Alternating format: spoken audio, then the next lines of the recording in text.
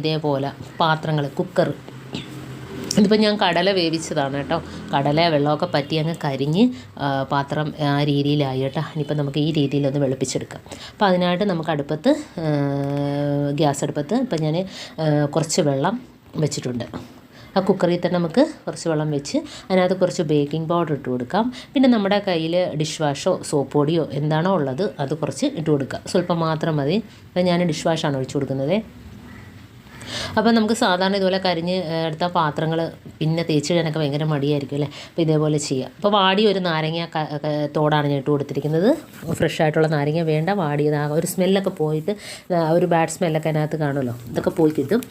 എന്നിട്ട് നമുക്ക് ഒരൊറ്റ വിസിൽ ഇതേപോലെ ഒറ്റ വിസിലടിച്ചെടുക്കുക.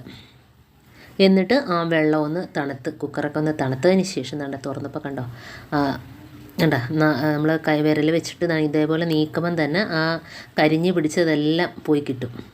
അതാണ് അതിൻ്റെ പ്രത്യേകത. ഇപ്പം നമുക്ക് ഒരുപാടിട്ട് തേച്ച് ഉരച്ച് എടുക്കേണ്ട കാര്യമൊന്നുമില്ല. അതുകൊണ്ടോ വളരെ ഈസി ആയിട്ട് തന്നെ നമുക്കൊന്ന് ഇതാക്കുമ്പം തന്നെ കണ്ടോ പെട്ടെന്ന് തന്നെ ക്ലീനായിട്ട് കിട്ടുന്നു.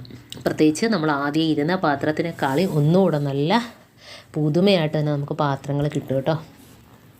അപ്പോൾ കുക്കർ, പ്രത്യേകിച്ച് കുക്കറാണല്ലോ കൂടുതലും നമ്മൾ കടല, കിഴങ്ങ് ഒക്കെ വെച്ചിട്ട് നമ്മൾ പോവുകയാണെങ്കിൽ ഇതേപോലെ കരിഞ്ഞ് പിടിക്കണ്ട. അപ്പോൾ വളരെ ഈസി ആയിട്ട് തന്നെ എളുപ്പത്തിൽ നമുക്ക് ക്ലീനാക്കി എടുക്കാനായിട്ട് പറ്റും കേട്ടോ.